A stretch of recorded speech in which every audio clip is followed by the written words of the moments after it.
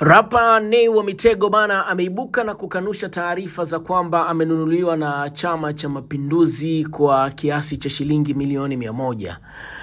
Zilisambaa taarifa kwenye mitandao ambazo ziliandikwa na miongoni mwa watu pia waliandika taarifa hizo ni Mange. Aliandika ya kwamba Nay wa Mitego amenunuliwa kuelekea Chama cha Mapinduzi kwa fedha za Kitanzania ambazo ni shilingi milioni 100.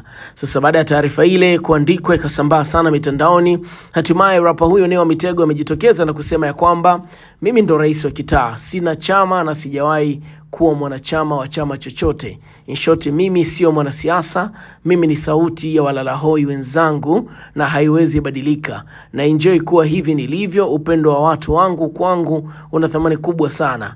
Haya, nimesikia dada yangu Mange kanipa promo ya milioni 100 huko bana. Haya, huo wimbo wenyewe unatoka Jumatatu asubuhi na mapema. Alafu akasema subscribe on my YouTube channel, link on bio. Sasa hii ambayo iliyopelekea Nay wa Mitego kujibu na kusema ya kwamba yeye hajanunuliwa na chama chochote na wala hayuko kwenye chama chochote, bali yeye ni rais wa kitaa na amekuwa akiwazungumzia watu wa mtaa na hajanunuliwa kwa hizo fedha.